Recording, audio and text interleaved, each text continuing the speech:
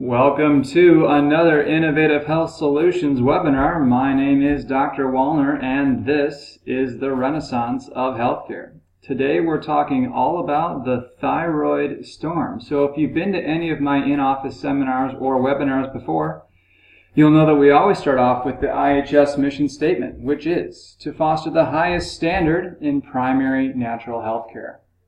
Next, we talk about our values, which are to improve and restore the quality of life of every patient by cultivating physical, emotional, intellectual, and spiritual health, as well as emphasizing the importance of chiropractic adjustments, nutritional supplementation support, and natural therapies.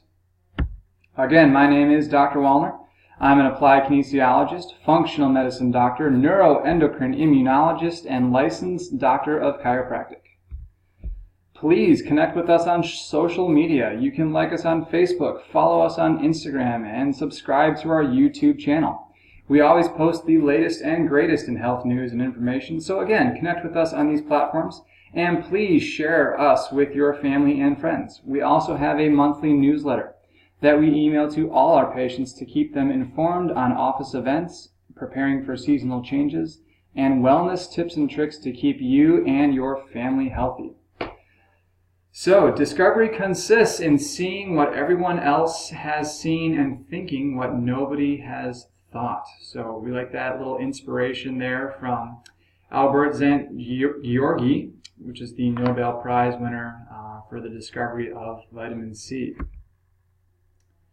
We also like to remember this: thyroid hormones are responsible for the most basic and fundamental aspects of physiology. The thyroid is the central gear in the complex web of metabolism and is extremely sensitive to minor imbalances in other areas of physiology. An astute clinician should always ask what else is going wrong as a result and cause when they identify a thyroid imbalance. So that is from Dr. Datis Karazian. He's a chiropractor. He's basically got alphabet soup next to his name. He's really smart. And a lot of the information that we'll be going over today is from his work. And so again, today we're talking all about the thyroid. We're going to talk about the good, the bad, and what we see most often here at the office. The goal for today is to give you information that will help you better understand thyroid dysfunction, and if you currently have a thyroid issue, practical applications for you to improve your health right away. Of course, the best course of action is to schedule an appointment at the office. So please don't hesitate to contact our front desk. Okay, so let's talk about our goals for today. We're going to talk about why your thyroid matters. As we mentioned in the last quote there, we touched on this already with the opening. Every cell in the body has receptors for thyroid hormones. So proper thyroid function is essential. How your thyroid works, we're going to talk about physiology and how important it is. In order to fix something, you have to understand how it's supposed to work. And that goes especially, our engineers will be able to appreciate that. Not just thyroid, but around the thyroid as well. We'll talk more about this later. Okay, how to identify thyroid dysfunction. We're going to talk about chiropractic techniques, lab testing, everything you need to know. We're going to talk about conditions influencing thyroid health. Okay, we're going to talk about the immune system, the gut, the adrenal gland. It's all in here. And we're going to go over recommendations for thyroid support at the very end. Okay, so hang with us. We got a lot to talk about. So let's jump right in. All right. So let's get a good perspective here first. An estimated 20 million Americans have some form of thyroid disease. Up to 60% of those with thyroid disease are unaware of their condition.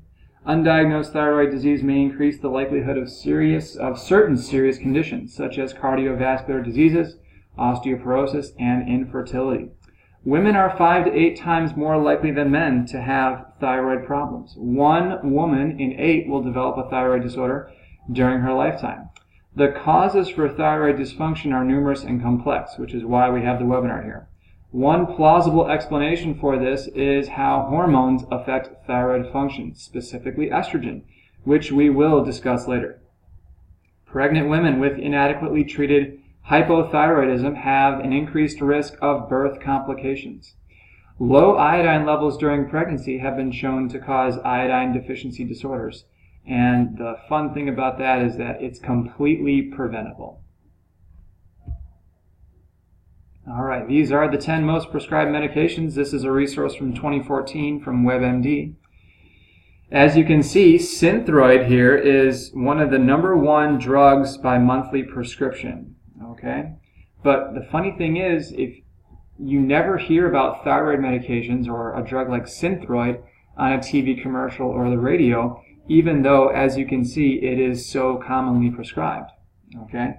We hear so much from TV ads about cardiovascular disease, obesity, diabetes, statins, Viagra, Botox, but we don't hear much about thyroid dysfunction, even though it's one of the most prescribed medications per month. So I hope you're beginning to appreciate how much of a big deal this is for our country. And the great news is it's totally preventable and fixable. Let's continue to look at some of the thyroid medications. Okay, so we're going to talk a little about Armour. All right, Armour Thyroid is a natural, it's a non-synthetic thyroid hormone made with desiccated pig thyroid gland. Okay. The ratio of T4 to T3, and we'll talk more about that later, is 4:1. Okay, in humans, the ideal ratio is 11:1. Okay, clinical results are far better than using a medication with only T4. So, if your doctor, is insisting on prescribing something, we'd rather have you on Armour than anything else. All right, Cytomel. Basically, this is synthetic T3. Desiccated thyroid, it's a generic name. It can also go by Armour, Westoid, Natural Thyroid. The active ingredients include T3 and T4. Levothyroid, trade name for synthetic T4. Okay, one of the most common synthetic medications. All right, Levoxyl, Synthroid, Thyrolar, all of these are synthetic, which have different combinations and ratios of T3 and T4. So I don't want to spend a lot of time here, but what I do want to focus on is the quote at the bottom. The majority of people with hypothyroidism do not need thyroid hormone medication. In fact, the medication can make functional hypothyroidism irreversible. Okay, so I want to drive that home, and hopefully you get a chuckle here out of the 7 dwarfs of thyroid disease. All right, so this is what it looks like when your thyroid works properly. As you can see here, we have Steve Yzerman, okay, captain of the Red Wings, all right? And just a fun fact about Steve here, the longest serving captain of any team in North American Major League sports history. Okay, at one point in Detroit here, Steve Yzerman was the most popular athlete in Detroit sports history, okay? So a little comic relief there, always good to have some contrast. All right, so let's talk about some symptoms. Again, all right, when you look at this list, this is a really long list, all right, but here's the thing. Every cell in the body has a receptor for thyroid hormone, so you could literally have practically anything. All right, so every cell in the body has a receptor for thyroid hormone, so this is just a partial list of symptoms. Taking a list of your symptoms to your doctor is helpful, but may not lead them down the cause to think thyroid, to consider thyroid right away, because the thyroid can have several different effects on the body. All right.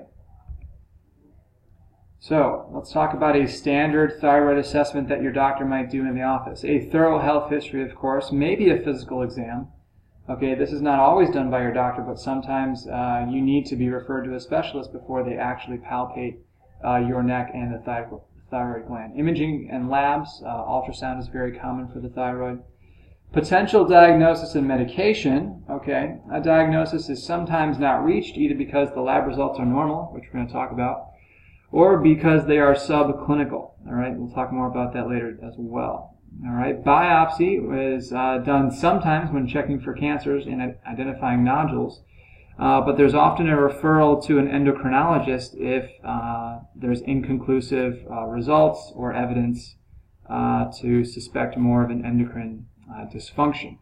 So let's talk about a chiropractic thyroid assessment, okay? Yes, we're going to start off the same way with a thorough health history, but we're also going to actually palpate your neck. We're going to palpate the thyroid gland and do a functional thyroid exam, okay?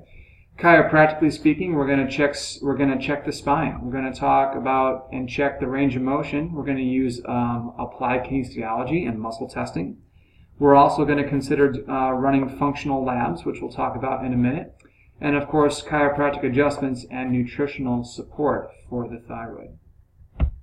So real quick, let's look at the thyroid here.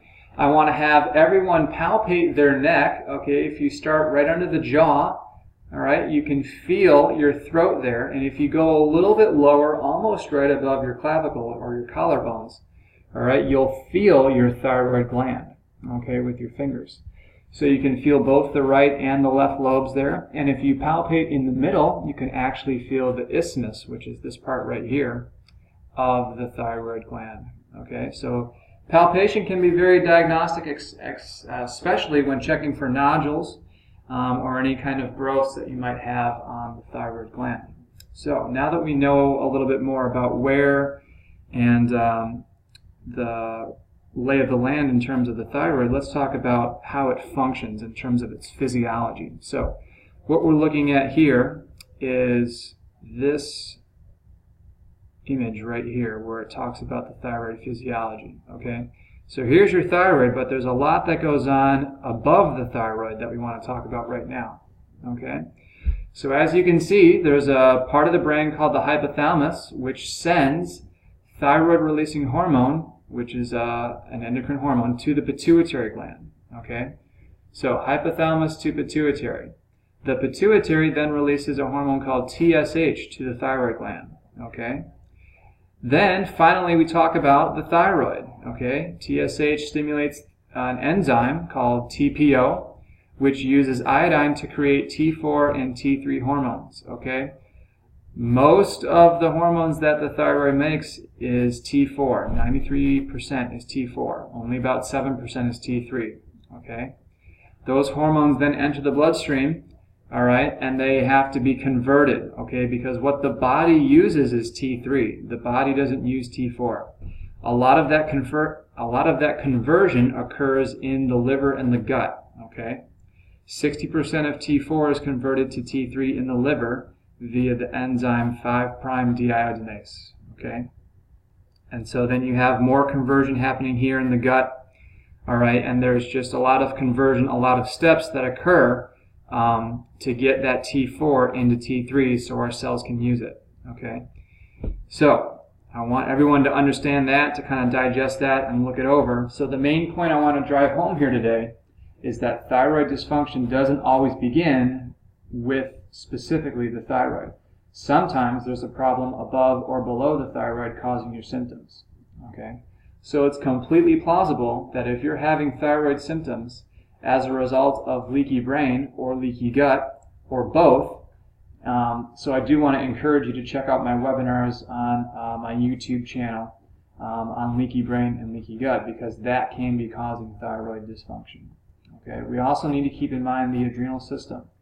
A common pattern in low-functioning thyroid is in order to take the excess stress off the adrenal glands, the thyroid drives the metabolic rate of the body, okay, which involves the adrenal glands. But if you're already living a fast-paced, stressful lifestyle, the thyroid will automatically start to slow down to give your adrenals a break, okay? So kind of chew on that for a second. The thyroid is trying to help serve the adrenals by saying, hey, let's go slower because we're going too fast, you know, and you guys can't keep up, you guys being the adrenals. All right, so let's talk about functional medicine. Okay, so this is where functional medicine comes in. A routine thyroid lab panel from your medical doctor will probably include T3, T4, and TSH. These often come back normal, and your doctor tells you your thyroid is fine, okay, and your symptoms are all in your head. As a chiropractor, I'm able to practice functional medicine, which among many facets includes being able to test for TPO antibodies, which are a major cause of thyroid disease. Okay, as you can see here on this functional medicine thyroid panel, we're not only checking for TSH, T4, and T3, we're also checking many other markers, including TPO antibodies right here, okay, which we're going to talk about. So, in the U.S., the immune system is one of the most common causes for thyroid disease. Approximately 1 in 5 people suffer from some form of autoimmune disease. Basically, what we're talking about here is the presence of TPO antibodies on blood work, okay, which is defined as Hashimoto's. It's important to know if you have TPO antibodies because if you do, you need to treat your immune system, not directly the thyroid. And you need to avoid taking iodine supplementation. We're going to talk more about that later. So let's talk about why you'd want to go to the chiropractor for thyroid symptoms.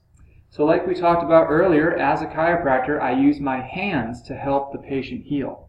So we're going to do an old-fashioned thyroid physical exam like we talked about. All right, this is becoming a lost art that isn't done very often in hospital and medical settings. We're going to evaluate your adrenal system and your immune system because of their close relationship with thyroid physiology. Using clinical nutrition, we're able to treat the causes of thyroid dysfunction and help bring balance back to the HPA, the hypothalamus pituitary adrenal axis. Like we talked about on the previous frame, functional medicine lab testing to check for TPO antibodies and other biomarkers. Reflex therapy techniques, neurolymphatic and neurovascular reflexes are extremely powerful for stimulating tissue healing. We're going to also identify other stressors, okay? Whether it's a food, a bread, a sugar, dairy, anything like that, any kind of infection, toxicity, sensitivity, or deficiency. And we're going to heal immune barriers like the gut, the brain, and the lungs. And of course, we're going to do chiropractic adjustments. So let's talk a little bit more about chiropractic adjustments. As you can see, much of the innervation for the thyroid comes from C4 here in the cervical spine of the neck. Okay? By getting this and other segments adjusted, you are removing interference from the nerve, which helps the tissue heal. Okay, so now let's take a look at some of the chiropractic methods for discovering thyroid dysfunction. Applied kinesiology, or muscle testing, okay, is a very specific diagnostic technique that is objective and specific to the patient's central nervous system.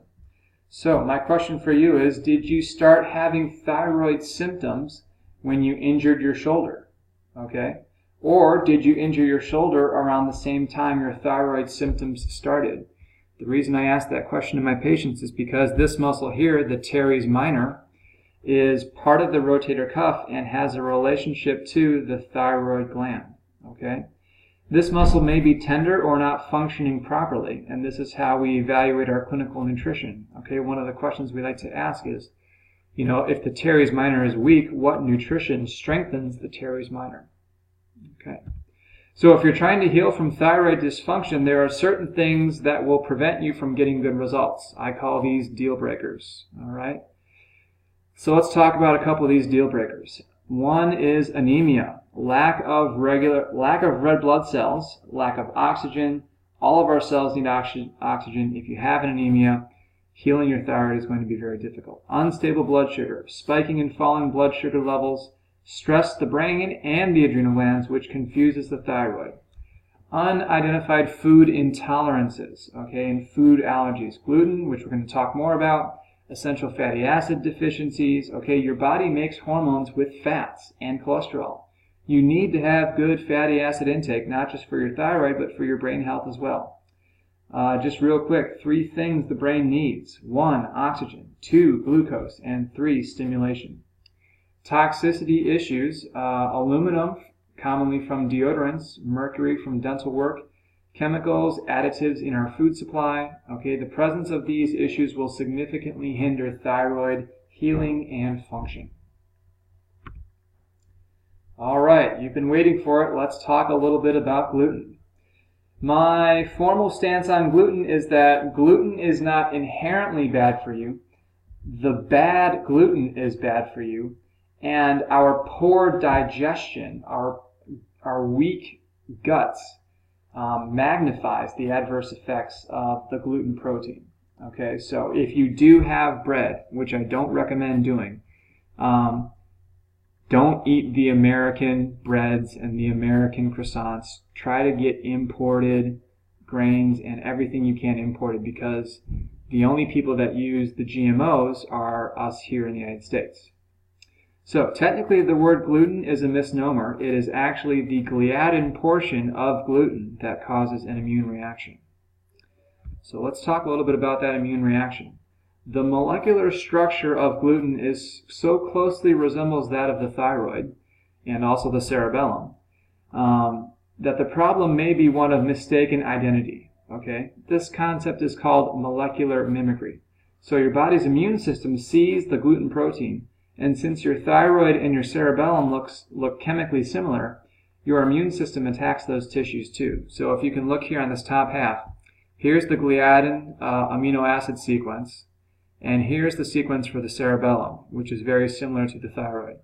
As you can see, there's 4 similar amino acids here, and that's why when your immune system sees gluten, it's also going to attack your cerebellum and your thyroid. So every time gluten is ingested, the immune system launches an attack, not only against the gluten, but also on the thyroid gland. What's worse, the immune response to gluten can last up to 6 months each time it's ingested.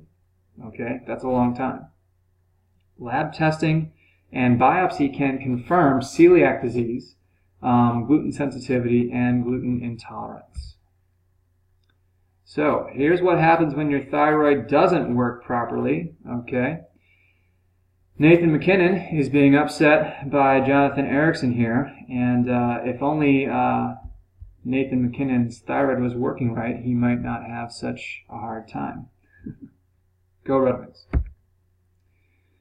All right, let's talk about leaky gut and thyroid. So, breaking it down here, let's talk about the adrenals. The adrenal glands produce the stress hormone cortisol. Constant cortisol production from constant stress in your life weakens the gut lining, making it more susceptible to dysbiosis, inflammation, infection, creating a vicious cycle that weakens the thyroid. If chronic adrenal stress is not supported, it will cause a dramatic delay in supporting dysbiosis, leaky gut, and other gastrointestinal conditions. Let's talk about the gut. The GI tract plays an important role in activating thyroid hormones. About 20% of T4 is converted to T3 in the GI tract in the forms of T3 sulfate, T3S. T3 and T3AC remain inactive until they circulate through the GI tract, where intestinal sulfatase turns them into active forms of T3. Intestinal sulfatase comes from healthy gut bacteria. Dysbiosis, an imbalance between the pathogenic bacteria and the beneficial bacteria, has a profoundly negative impact on the conversion of T3S and T3AC to active forms of T3. This explains why many people suffering from GI dysfunction have low thyroid symptoms but normal lab results. All right, so you can also have a gut adrenal pattern. Gastric inflammation from dysbiosis or infection reduces active T3 in another way. The inflammation creates an alarm reaction, causing the adrenal glands to produce more cortisol. This hormone may further decrease active T3 levels while increasing levels of inactive T3. So other hormones profoundly affect how our thyroid functions. Estrogen excess is a common problem in American populations today. So let's take a look at some of the common causes. All right, remember in the beginning when we talked about how estrogen and thyroid dysfunction are related and more common in women, okay? We're not sure of all the reasons why. However, we do know that estrogen plays a complex role in thyroid function. So let's talk about a couple of those reasons. Excess estrogen from birth control or hormone replacement therapy binds to the thyroid receptor, binds the thyroid transport proteins, so that thyroid hormones cannot get to the cells to do their jobs, causing hypothyroid symptoms. When a person uses exogenous hormones or birth control, she is flooding her body with an unnatural amount of hormones. This causes dysfunction in a number of ways. For one, the receptor sites for that hormone, estrogen, for those hormones on the cells become less active in an attempt for self-protection. Okay? Thyroid hormones can't get into the cells even though they are abundant in the bloodstream. As a result, a person can be on thyroid medication and yet have symptoms of hypothyroidism. Elevated estrogen also directly affects thyroid function by hampering the conversion of T4 to active forms of the thyroid hormone T3 in the liver, and by creating too many thyroid binding proteins so that thyroid hormones can't get into the cells. Excess estrogen backs up the liver, okay? And remember, the liver makes that enzyme 5' deiodinase that assists in the conversion of T4 into T3. So I know we mentioned it earlier, but I really want to drive it home. If you have dysglycemia or you can't stabilize your blood sugar levels, your thyroid healing and thyroid dysfunction is going to be very difficult. And this is also going to impact your sleep and healthy tissue repair while sleeping. So this is a really, really important point here. Got to fix those blood sugar levels. So let's talk about iodine and thyroid. So living in Michigan here, we are in the goiter belt, if you will. The glaciers came down and they formed the Great Lakes, but there was also a ton of erosion that stripped a lot of the iodine out of our soil. Okay, so we're supposed to get our iodine from food, but our food naturally is low in iodine. Okay. The other thing about iodine is that iodine will upregulate the TPO, the activity of that enzyme TPO. Okay. So if you have those TPO antibodies, okay, and you're taking iodine, you could actually be making your thyroid worse, okay, because your immune system is attacking that enzyme TPO, and by making more of the TPO with the iodine, your immune system is going to have a more pronounced response against the TPO, which can actually make you worse. All right. A couple more things about iodine here. You can measure radioactive iodine uptake via X-ray. Iodine does have to be ionized into iodide, which is important. They do issue iodine for radioactivity, so you may have heard of any nuclear reactor sites that have had some accidents. They've often issued potassium iodide capsules for people to take to prevent against, because the thyroid is it's a radiosensitive tissue. So just a little bit about the common food sources of iodine here. Cheese, cow's milk, eggs, frozen yogurt, ice cream, multivitamins, iodized table salt, saltwater fish. So I would really steer you towards the seaweed and the fish, and maybe some of the yogurt here, but definitely the eggs. But a lot of these foods, this is from the American Thyroid Association, a lot of these foods, if they're not clean or organic or imported, can be very inflammatory, or they can mimic estrogens, like a lot of the soy milks and the soy sauce, your edamames. The yogurts tend to have a lot of sugar too, so if you're sensitive to dairy, please avoid that. And same thing with cheese. You want to make sure it's imported and clean and not full of antibiotics and a bunch of other hormones as well. So a little bit about postpartum hypothyroidism, okay? So women often, after they give birth, will often start having thyroid symptoms, okay? So let me share a brief case with you. There are a ton of postpartum thyroid stories, more than anyone knows, with TSH ranging from 1.5 to 1.7. Everyone is now focused on the baby's health and well-being, but meanwhile, the mother starts suffering from postpartum depression, weight gain, and hair loss. She is often just prescribed antidepressants, and her weight problems are blamed on the baby not sleeping through the night. So what we do is we support the adrenals and use compounds that support the thyroid pituitary axis. When a new mother's TSH levels increase to 2 and 3, she starts losing weight, her hair begins growing, and the stress of pregnancy and birth has just overwhelmed the thyroid, especially since most women are in some state of adrenal stress before they get pregnant. So we see a lot of Hashimoto's kick in postpartum because of the immune shift of pregnancy. So that's from our good friend Dr. Stegman in Englewood, Colorado. So you may be wondering, what if I don't have a thyroid? Even if your thyroid has been removed, there are still many things you can do to support your endocrine system and heal the surrounding and related tissues. Proper brain and adrenal signaling are paramount if you've had your thyroid removed. Management is possible with medications, but as we've demonstrated today, your gut, brain, adrenal, and immune systems need to be supported as well. So here are those recommendations. Of course, chiropractic adjustments to support the central nervous system, addressing related systems, which we talked about, the adrenal, the brain, the gut, and the immune system.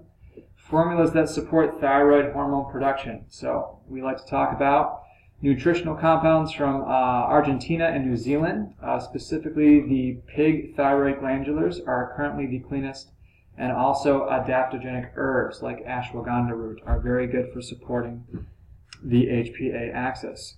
Okay, it's also recommended to eliminate any stressors in your life, both environmental, food, any bad relationships, and also get checked for any kind of infection, toxicity, deficiency, or sensitivity. All right, ladies and gentlemen, that is it for today. Once again, please connect with us on social media via Facebook, Instagram, and YouTube. And remember to visit my YouTube channel for more exciting and informative webinars. I want to thank you all for attending this exciting webinar on the thyroid storm. And if you have any questions, don't hesitate to give our front desk a call. They can help get those questions answered and can also help you schedule an appointment here at the office. All right, coming to you live from Innovative Health Solutions in beautiful Southeast Michigan. My name is Dr. Wallner, and this is the Renaissance of Healthcare.